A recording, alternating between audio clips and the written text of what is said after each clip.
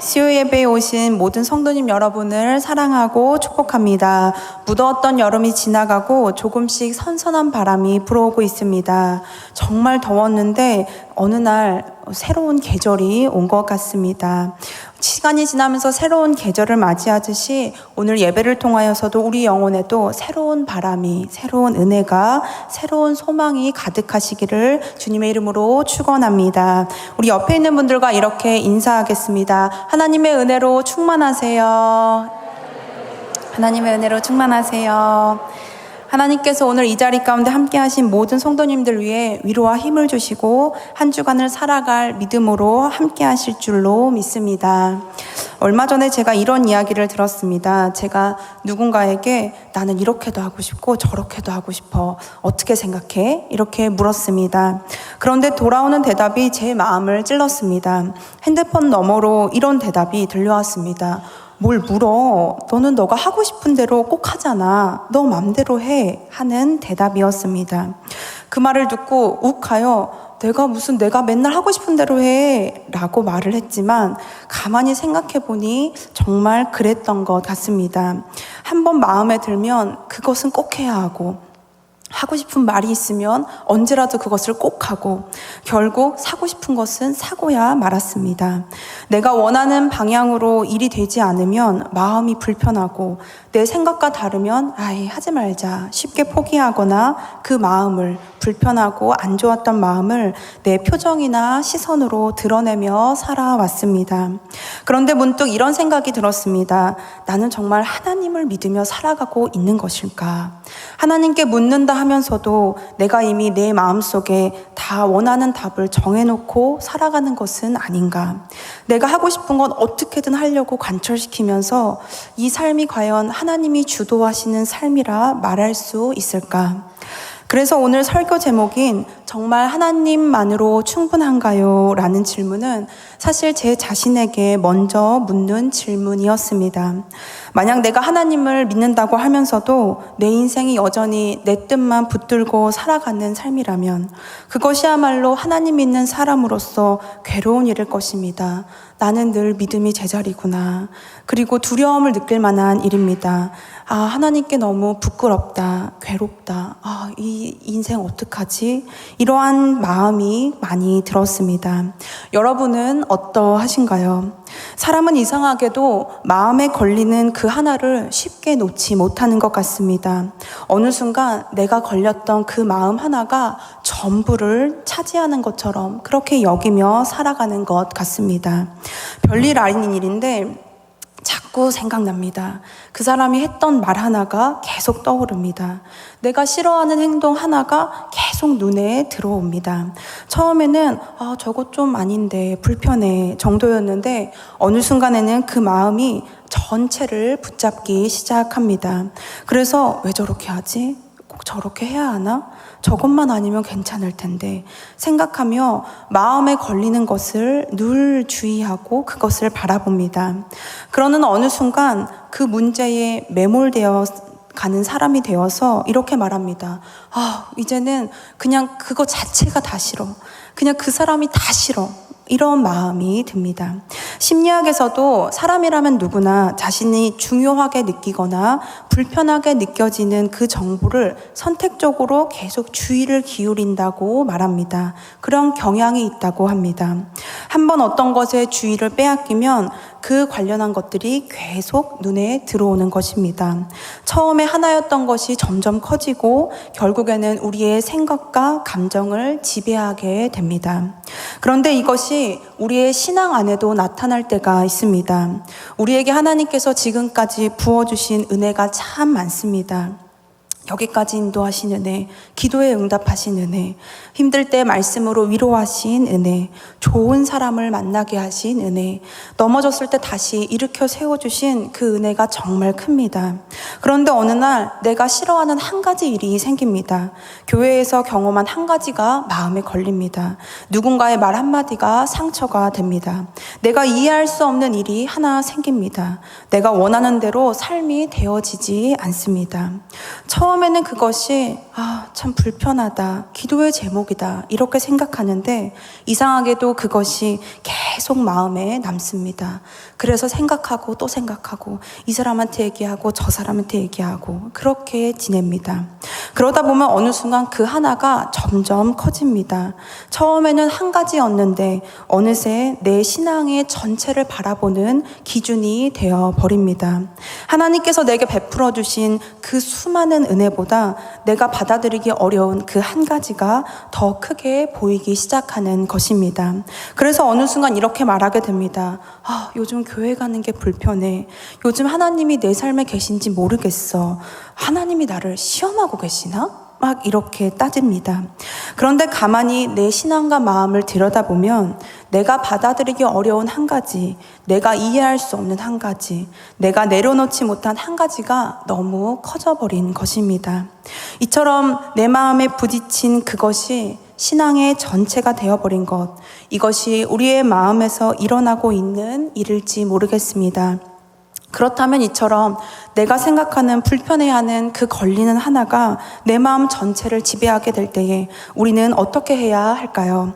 오늘 본문에는 우리와 똑같은 고민을 가지고 하나님께 질문했던 사람이 등장합니다. 바로 하박국 선지자입니다. 오늘 하박국서 말씀을 통해서 어떻게 하면 우리의 마음을 지배하고 있는 그 부정적인 하나가 하나님 앞에 내려놓아지고 다시 하나님을 바라보며 살아가는 믿음으로 갈 수 있는지 그것을 함께 살펴보고자 합니다. 하박국서를 보면은 1장과 2장은 하박국이 계속 하나님께 질문을 합니다. 2번 질문하고 그 질문에 하나님이 응답하시는 구조로 이루어져 있습니다. 그리고 3장에서는 질문하고 대답했던 그 과정을 통해서 하나님의 뜻을 이 하박국이 깨닫고 이후에 하나님을 찬양하는 모습이 나타납니다. 이처럼 하박국서는 3장으로 기록된 매우 짧은 책이지만 그 안에는 하박국이 살아가면서 가졌던 그의 인생의 고민들, 쉽게 말하면 불만들, 그래서 하나님께 드렸던 질문들, 그리고 그 질문에 대한 하나님의 대답과 그가 느낀 깨달음이 모두 담겨져 있습니다. 그래서 하박국서는 질문과 괴로움에 붙잡혔던 그거에 매몰되었던 한 사람이 어떻게 하나님을 온전히 믿고 하나님의 뜻을 이해하고 신뢰하고 결국 찬양과 기도로 살아가는 사람이 되었는지를 보여주는 말씀입니다. 그렇다면 하박국서 1장과 2장에서 하박국은 뭐가 그렇게 불만이었길래, 무엇이 그렇게 마음을 걸리게 했길래 하나님께 묻고 또 물었던 것일까요? 하박국의 시대를 보면 알 수 있습니다. 하박국이 활동하던 시대는 이 유다의 상황이었는데 매우 안 좋았습니다. 하나님의 백성이라고 하는 유다 안에 불의가 가득하고 폭력이 난무했습니다. 그 모습을 지켜봤던 하박국이 그 세상을 보며 마음이 불편합니다. 그리고 괴로웠습니다. 그래서 하나님께 탄식하며 이렇게 질문합니다. 하박국 1장 2절의 말씀입니다. 여호와여, 내가 부르짖어도 주께서 듣지 아니하시니 어느 때까지리이까? 내가 강포로 말미암아 외쳐도 주께서 구원하지 아니하시나이다 라고 합니다. 하박국이 자신이 살아가던 세상을 보면서 마음이 불편합니다. 그리고 왜 하나님은 이 세상에 아무것도 안 하시지? 하나님이 일하지 않는 것처럼 보였습니다. 그래서 하박국은 하나님께 이렇게 묻습니다. 하나님, 도대체 언제까지 가만히 계시나요? 왜 악한 이 사람들을 보고 그냥 살도록 내버려 두시나요? 그런데 하나님께서 하박국의 이 질문에 분명하게 대답하십니다. 하박국 1장 5절과 6절 말씀입니다. 여호와께서 이르시되 너희는 여러 나라를 보고 또 보고 놀라고 또 놀랄지어다. 6절에서 말씀하십니다. 내가 갈대아 사람을 일으켰나니. 하나님은 말씀하십니다. 내가 가만히 있는 것이 아니다. 나는 이미 일하고 있다. 내가 갈대아 사람 바벨론을 일으켜서 유다를 심판할 것이다. 말씀하십니다. 하박국이 하나님께서 침묵하는 것처럼 보였지만 하나님께서는 하박국이 알지 못하는 하나님의 방법으로 일하시고 계셨던 것입니다. 그런데 여기에서 하박국이 두 번째 질문이 생깁니다. 1장 13절입니다. 주께서는 눈이 정결하심으로 악을 참아 보지 못하시며 패역을 참아 보지 못하시거늘 어찌하여 거짓된 자들을 방관하시며 악인이 자기보다 의로운 사람을 삼키는데도 잠잠하시나이까? 하박국의 질문은 이런 것입니다. 하나님, 우리나라 유다가 잘못한 거 다 압니다. 우리나라 유다가 심판받아야 하는 것도 이해합니다. 그런데 왜 이 일을 위해서 우리보다 더 악한 바벨론을 도구로 사용하시나요? 바벨론이 우리를 삼키고 무너뜨리는 것을 하나님은 왜 보고만 계시나요? 이렇게 묻습니다. 하나님께서는 이에 대해 2장 3절에서 말씀하십니다. 이 묵시는 정한 때가 있나니 그 종말이 속히 이르겠고 결코 거짓되지 아니하리라. 비록 더딜지라도 기다리라. 지체되지 않고 반드시 응하리라 말씀하십니다. 하나님께서 응답하시기를 바벨론을 사용한다고 해서 그 악을 인정하는 것은 아니다. 바벨론 역시 심판당할 것이다. 모든 일에는 정한 때가 있다. 지금은 더디게 보일지라도 정한 때가 되면 지체되지 않고 반드시 이루어질 것이다 말씀하십니다. 이렇듯 하박국은 1장과 2절에서 묻고 또 묻습니다. 그런데 살펴보면 조금 이상한 것이 있습니다. 우리가 하박국을 생각하면은 가장 먼저 떠오르는 것이 사실 3장의 유명한 감사와 찬양입니다. 하박국 3장 17절과 18절에서 그는 이렇게 고백합니다. 비록 무화과 나무가 무성하지 못하며 포도나무에 열매가 없으며 감람나무에 소출이 없으며 밭에 먹을 것이 없으며 우리의 양이 없으며 외양간에 소가 없을지라도 나는 여호와로 말미암아 즐거워하며 나의 구원의 하나님으로 말미암아 기뻐하리로다. 이 말씀이 사실 하박국을 대표하는 감사와 찬양의 고백입니다. 그런데 1장부터 쭉 봤지만 처음부터 살펴보면 조금 다릅니다. 하박국서는 3장밖에 없는데 그 중에 1장과 2장 그 3분의 2가 되는 이 과정을 하나님께 묻고 의심하고 의문을 가지고 질문한다는 것입니다. 하나님의 일하심을 이해하지 못한 채 순종하지 못한 채 하나님께 탄식합니다. 이것을 보면 하박국 선지자가 처음부터 감사와 찬양을 했던 사람이 아니라는 것을 알 수 있습니다. 그만큼 하박국 선지자에게도 상황이 그대로일지라도 그럼에도 감사하고 찬양하는 것은 어려웠던 것 같습니다. 그렇다면 하박국은 왜 이렇게 오랫동안 질문했을까요? 이해되지 않는 현실을 왜 순종하고 받아들이지 못하고 괴로워하고 묻고 또 괴로워하고 계속 그 과정을 반복했을까요? 하나님께서 하박국에게 정말 말씀하지 않으셨기 때문이 아니었습니다. 그 이유는 하나님의 생각과 하박국의 생각이 달랐기 때문입니다. 하박국은 하나님께 계속 질문하고 있었고 하나님은 그 질문에 한 번도 침묵하신 적이 없었습니다. 계속 대답하고 설득하고 말씀하셨습니다. 그런데 하나님은 자신의 물음에 침묵하고 있지 않았는데 하박국이 하나님 왜 침묵하고 계시지? 왜 말씀하고 있지 않으시지? 이렇게 느낀 것입니다. 하나님은 말씀하고 계셨지만 자신이 기대했던 답과 달랐기 때문에 답을 안 하셔, 침묵하셔 라고 여긴 것입니다. 하박국은 자신이 생각한 방식으로 하나님이 일하시기를 원했습니다. 그러다 보니 하나님의 대답을 듣고도 또 묻습니다. 이해되지 않으면 따져서 묻습니다. 말씀이 들리지 않고 마음이 쉽게 가라앉지 않습니다. 그러니 어찌 그 입술에서 감사와 찬양이 나올 수 있었겠습니까? 생각해보면 이러한 하박국의 인생이 우리의 인생과 참 비슷합니다. 오늘도 우리는 하나님 믿으며 살아가지만 우리의 인생이 늘 감사와 찬양으로 가득한 것은 아닙니다. 오히려 많은 순간에 한숨 쉬고 왜 그럴까? 왜 이렇게 되었을까? 저 사람 왜 저럴까? 왜 내 생각과 다를까? 그러한 마음의 불편함을 가지고 살아갑니다. 어떤 날에는 감사보다 걱정이 너무 많고 찬양보다는 불평이 가득합니다. 하나님 믿으면서도 이해되지 않는 순간이 생기면 막 마음이 흔들립니다. 내 뜻대로 되지 않으면 화가 나기도 합니다.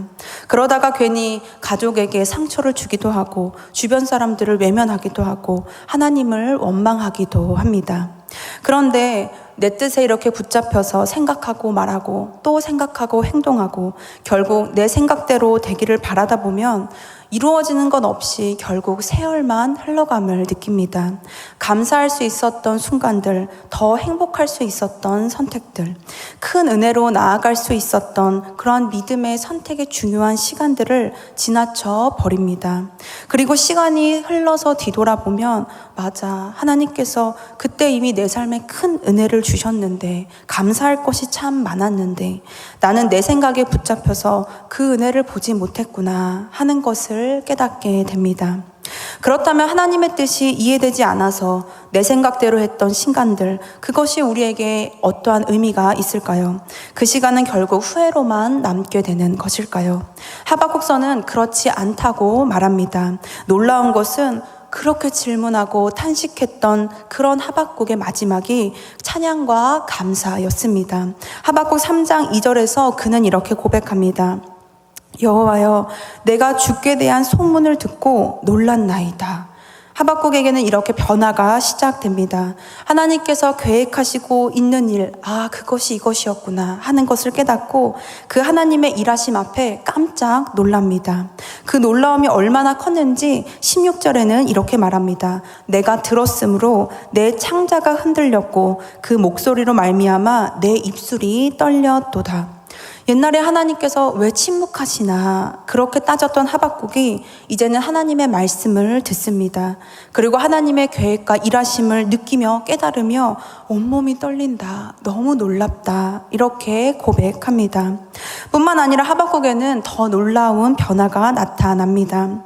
하박국이 처음에 유다를 심판할 때 왜 악한 바벨론을 쓰시냐, 나는 이거 인정할 수 없다, 이렇게 받아들이지 못합니다.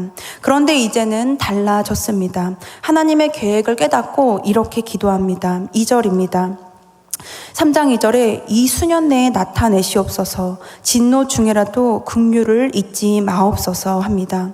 하나님, 이게 제 생각과는 다릅니다. 그러니 이건 아니죠 라고 했던 사람이 하나님, 주님께서 계획하신 일이라면 이루어 주세요. 속히 이루어 주세요. 이루어질 줄 믿습니다 라고 기도하는 것입니다. 하박국은 불만과 질문과 탄식이 가득했던 사람이었는데 이제는 하나님의 뜻에 순종하고 감사하고 찬양하는 사람이 되었습니다. 사랑하는 성도 여러분, 바라기는 오늘 우리도 하박국과 같이 우리의 내 생각이 바뀌고 믿음이 깊어지는 그러한 은혜를 경험하기를 주님의 이름으로 축원합니다. 하나님께서 왜 그렇게 하시나 따져 묻던 신앙에서 하나님의 계획을 신뢰하는 사람이 되고 내 뜻을 이루어 달라고 기도하던 그 기도의 사람이 하나님의 뜻이 이루어지기를 바란다는 그러한 기도를 드릴 수 있는 사람이 되기를 축원합니다. 그렇다면 하박국은 상황이 달라진 것이 없는데 어떻게 그의 인생에 하나님을 향한 찬양과 감사가 넘쳐날 수 있었을까요? 어떻게 그런 인생으로 바뀔 수 있었을까요? 그리고 오늘 우리도 우리의 생각이 정말 변하지 않는데, 우리의 뜻이 너무나 확고한데 그럼에도 변화되어서 하나님께 감사하고 찬양하는 삶으로 나아갈 수 있을까요? 오늘 하박국의 고백을 통해서 우리의 삶이 변화되는 과정, 우리가 붙들어야 할 그 과정 속에 두 가지를 함께 살펴보고자 합니다. 첫째로 하박국은 의인은 그의 믿음으로 말미암아 살리라 하는 말씀을 붙잡았기 때문입니다. 하박국 2장 4절에서 하나님께서 이렇게 말씀하십니다. 보라, 그의 마음은 교만하며 그 속에서 정직하지 못하나 의인은 그의 믿음으로 말미암아 살리라. 하박국이 붙든 말씀은 바로 이것입니다. 의인은 그의 믿음으로 말미암아 살리라. 하나님께서는 하박국에게 너가 모든 것을 이해하면 살 것이다 라고 말씀하지 않으셨습니다. 앞으로 일어날 일을 모두 알게 되면 살게 될 것이다 말씀하지도 않으셨습니다. 하나님께서 하박국에게 요구하신 것은 오직 믿음이었습니다. 하나님을 믿고 하나님을 의지하고 하나님의 말씀을 붙들고 살아가라는 것입니다. 그런데 사실 믿음으로 산다는 것이 막막하게 느껴질 때가 있습니다. 그러나 믿음은 지금 내 상황이 이해되지 않아도, 내가 겪은 일이 불이하다 느낄지라도 그럼에도 하나님의 선하심을 믿는 것입니다. 앞으로 어떻게 살아가야 할지 정말 막막하고 무엇을 하며 살아가야 될지 그 길이 보이지 않아도 하나님의 말씀을 붙잡는 것입니다. 내가 원하는 방향으로 일이 풀리지 않아도 하나님이 이끄시는 길이니까 이것이 가장 선한 길이지 하는 것을 믿는 것입니다. 하나님께서 나보다 더 크시고 깊은 지혜가 있으시니까 그 지혜로 내 삶을 이끌고 계심을 신뢰하는 것입니다. 왜냐하면 우리가 믿는 하나님은 우리의 생각보다 크시고 우리보다 언제나 정의로우시고 언제나 선하시고 여전히 나를 사랑하시고 하나님이 가장 좋은 길로 우리를 인도하는 분이시기 때문입니다. 그러므로 우리는 하나님을 믿을 수 있습니다. 그러므로 바라기는 우리 모두가 이러한 하나님을 믿고 그의 말씀을 붙잡고 내가 이해하는 만큼 하나님을 믿는 것이 아니라 이해할 수 없는 순간이니까 그러니까 더 하나님을 신뢰하는 믿음의 사람으로 살아가시기를 주님의 이름으로 축원합니다. 믿음으로 말미암아 살리라. 이 말씀이 훗날 사도 바울에 의해서도 다시 선포됩니다. 로마서 1장 17절에 보면은 복음에는 하나님의 의가 나타나서 믿음으로 믿음에 이르게 하나니 기록된 바 오직 의인은 믿음으로 말미암아 살리라 함과 같으리라 라고 합니다. 그렇다면 바울은 왜 하박국에 이 말씀을 다시 선포했을까요? 이 말씀을 통해 사도 바울이 전하고 싶었던 그의 마음은 무엇이었을까요? 이것을 이해하기 위해서는 먼저 하박국과 같은 시대를 살았던 이 예레미야 선지자의 말씀을 함께 살펴볼 필요가 있습니다. 하박국과 예레미야는 활동을 동시에 했던 선지자입니다. 그 당시에 이 유다의 모든 나라는 하나님 말씀을 떠나 있었고 우상 숭배가 가득했습니다. 결국 하나님께서는 이 바벨론을 사용하셔서 유다를 심판하십니다. 그리고 많은 백성이 바벨론으로 끌려가게 됩니다. 그런데 이 하박국과 동시에 살았던 예레미야는 이 상황 속에서 하나님의 말씀을 전합니다. 예레미야 29장 10절에 보면 하나님께서 이렇게 말씀하십니다. 여호와께서 이와 같이 말씀하시니라. 바벨론에서 70년이 차면 내가 너희를 돌보고 나의 선한 말을 너희에게 성취하여 너희를 이곳으로 돌아오게 하리라. 이 말씀은 너희가 지금은 비록 바벨론에 끌려가겠지만 그것이 끝이 아니다. 하나님께서 정하신 때가 있고 그것을 믿고 기다려라. 그러면 반드시 돌아갈 것이다. 이것을 주신 하나님의 약속이었습니다. 이 말씀을 듣고 하나님 뜻에 순종했던 사람들은 바벨론 생활 가운데서도 그래, 하나님이 반드시 돌아오게 하실 거야 하며 그 말씀을 의지하며 살아갔습니다. 그리고 하나님이 정하신 때가 되자 포로 생활이 끝나고 정말 다시 예루살렘으로 돌아오게 됩니다. 역사적으로 보면 바벨론이 주전 539년에 페르시아에 의해 멸망됩니다. 그래서 유다 백성이 하나님의 섭리 가운데에 다시 고국으로 돌아오게 됩니다. 이처럼 하나님께서 약속하신 말씀, 그 말씀은 실제로 이루어진 것입니다. 그러므로 바울이 이 말씀을 구약의 이러한 시대의 이야기를 다시 가져온 이유가 분명합니다. 하박국에게 주셨던 믿음으로 말미암아 살리라 하는 말씀이 이제 예수님의 복음 안에서 더욱 분명하게 드러났음을 선포한 것입니다. 너희가 믿었던 그 믿음, 그것이 예수님을 믿는 믿음이고 너희의 능력이나 환경을 의지하는 것이 아니라 그 예수님을 믿음으로 살아갈 때 하나님 앞에 의롭게 되고 구원을 받는다는 그 약속을 붙들어라. 그 믿음을 믿어야 산다 하는 것을 선포한 것입니다. 그리고 오늘 이 말씀이 우리에게도 동일하게 주어집니다. 의인은 그의 믿음으로 말미암아 살리라. 오직 의인은 믿음으로 말미암아 살리라. 그러므로 오늘 우리에게 필요한 것도 오직 믿음인 줄로 믿습니다. 오늘 내 눈앞에 보이는 상황만에 그것이 전부인 것처럼 살아가지 않고 내 뜻과 내 생각만 붙잡고 살아가는 삶에서 이제는 벗어나서 하나님을 믿고 그의 말씀 붙들고 그의 뜻을 따라 살아가는 그러한 삶이 되시기를 축원합니다. 지금은 이해되지 않아도 하나님의 뜻으로 하나님을 신뢰하며 살아가면 그것이야말로 의인은 그의 믿음으로 말미암아 살리라. 그 말씀이 오늘 우리의 삶으로 살아내고 있는 것인 줄 믿습니다. 그리고 우리가 그렇게 말씀 붙들고 믿음으로 살아갈 때에 지금 우리의 마음에 가득 채우고 있던 질문들, 탄식들, 불만들, 그것들이 언젠간 하박국처럼 감사와 찬양의 고백으로 바뀌게 될 줄로 믿습니다. 둘째로, 어떻게 하박국은 그의 인생에 하나님을 향한 감사와 찬양의 인생으로 바뀔 수 있었을까요? 그는 다가오는 부흥을 소망하고 기대했기 때문입니다. 하박국 3장 2절에서 하박국은 이렇게 기도합니다. 여호와여, 주는 주의 일을 이 수년 내에 부흥하게 하옵소서. 이 수년 내에 나타내시옵소서. 이렇게 기도합니다. 하나님의 계획을 깨닫게 된 이 하박국은 더 이상 자신의 생각을 주장하지 않습니다. 오히려 하나님의 일을 바라보며 이렇게 기도합니다. 하나님, 주께서 하실 일을 다시 일으켜 주세요. 이 땅 가운데 하나님의 일이 나타나게 해주세요. 이렇게 기도합니다. 그렇다면 하박국이 말한 부흥은 무엇이었을까요? 성경에서 의미하는 부흥은 어떤 의미가 있을까요? 우리가 흔히 부흥이라고 하면 교회에 사람들이 많이 모이고 큰 집회가 열리는 모습을 먼저 떠올립니다. 물론 이러한 모습도 부흥이 일어날 때에 나타나는 열매입니다. 그러나 더 나아가 성경에서 말하는 부흥은 더 큰 깊은 의미가 있습니다. 하박국 선지자가 말한 이 부흥은 성경에서 부흥이라 하는 것을 처음 이야기했는데 히브리어로 살다, 소생시키다 라는 의미가 가진 하야라는 단어입니다. 이것은 죽어있는 것이 또는 죽어가는 것이 다시 살아나는 것입니다. 무너졌던 것이 다시 회복되는 것이고 하나님을 떠났던 그 마음이 다시 하나님께로 돌아오는 것입니다. 이와 같은 어원으로 쓰인 말씀이 열왕기상 17장에도 있습니다. 말씀에 보면 엘리야가 이 사르밧 가부와 죽은 아들을 위해서 하나님께 기도합니다. 그때 열왕기상 17장 22절에 이렇게 합니다. 여호와께서 엘리야의 소리를 들으심으로 그 아이의 혼이 몸으로 돌아오고 살아난지라. 여기서 살아난다는 것도 죽었던 아이가 살아난다. 그 죽었던 것이 다시 살아난다. 이것이 성경이 보여주는 부흥의 모습입니다.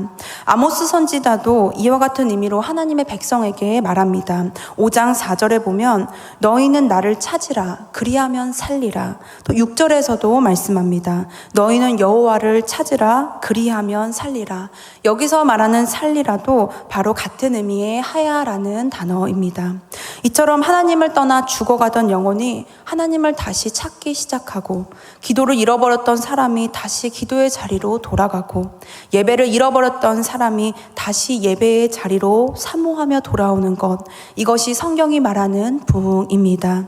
사랑하는 성도 여러분, 우리 하박국이 구했던 부흥을 오늘 우리도 구할 수 있다면 그것이야말로 우리 삶 가운데 진정한 부흥이 시작되는 것은 아닐까요? 부흥은 멀리 있는 것, 미래에 있는 것이 아니라 하나님을 향한 우리의 마음이 다시 살아나는 것, 다시 기도하고 싶은 것, 예배를 사모하며 드리는 것, 이것이 부흥인 줄로 믿습니다. 그러므로 우리의 삶의 자리에서도 부흥이 필요합니다. 무너졌던 하나님과의 관계가 회복되고 용서하지 못했던 미워했던 마음이 다시 사랑으로 시작되며, 잃어버렸던 그 사랑을 다시 찾고 절망 가운데 있던 사람이 소망을 품는 것, 이것이 부흥인 줄로 믿습니다. 우리 가정에도 부흥이 필요합니다. 무너졌던 가정의 관계, 그것이 회복되고 멀리 있던 떠났던 자녀가 다시 돌아오고 흩어졌던 가족의 마음이 하나가 되는 것, 우리가 구할 때에 가정에 이 부흥이 임할 줄로 믿습니다. 교회에도 부흥이 필요합니다. 한 사람 한 사람이 다시 하나님을 간절히 찾고 예배를 사모하고 기도하고 서로 사랑하고 섬기는 그러한 공동체로 다시 일어나는 것이 부흥입니다. 바라기는 우리 모두가 이 하나님의 마음을 다시금 깨달아 우리의 심령에, 가정에, 교회에 이 부흥이 살아나고 우리의 삶과 가정과 교회에 하나님의 생명의 회복이 다시금 일어나게 될 줄로 믿습니다. 그래서 우리 함께 기도했으면 기도했으면 좋겠습니다.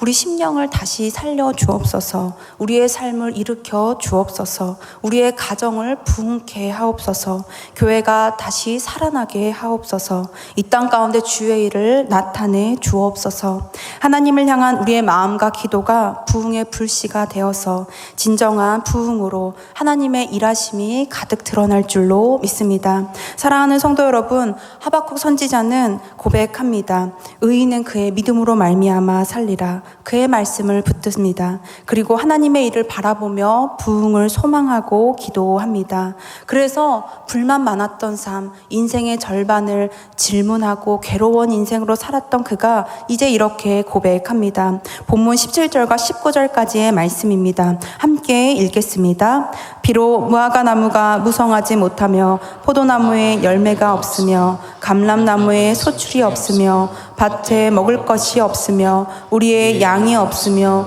외양간에 소가 없을지라도 나는 여호와로 말미암아 즐거워하며 나의 구원의 하나님으로 말미암아 기뻐하리로다. 주 여호와는 나의 힘이시라. 나의 발을 사슴과 같게 하사 나를 나의 높은 곳으로 다니게 하시리로다. 아멘. 이제 하박국은 어떠한 상황에서도 하나님을 찬양하겠다 고백하고 그러한 삶을 살아갑니다. 오늘 설교의 질문으로 다시 돌아가고 싶습니다. 여러분은 정말 하나님 한 분만으로 충분하신가요?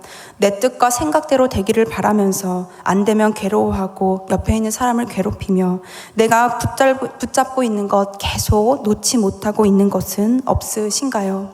하나님보다 더 크게 마음을 차지하고 있는 것이 여전히 마음에 가득하지 않으신가요? 내가 원하는 것이 없어도 얻지 못해도 하나님을 붙잡고 이해할 수 없어도 하나님을 신뢰하고 내 손에 남아있는 것이 아무것도 없어도 그럼에도 나는 여호와로 말미암아 즐거워하리로다 고백했던 하박국의 믿음처럼 하박국이 경험했던 부흥처럼 오늘 우리도 하나님 한 분만으로 충분합니다. 하나님이 나의 힘이시고 나의 구원이시고 나의 기쁨이십니다. 이 고백이 우리의 삶 가운데 회복되기를 축원합니다. 우리의 심령 가운데에 진정한 부흥이 오늘 우리의 심령에 우리의 모든 삶의 자리에 가득하시기를 주님의 이름으로 축원합니다. 우리 함께 찬양하고 기도하고 찬양하겠습니다.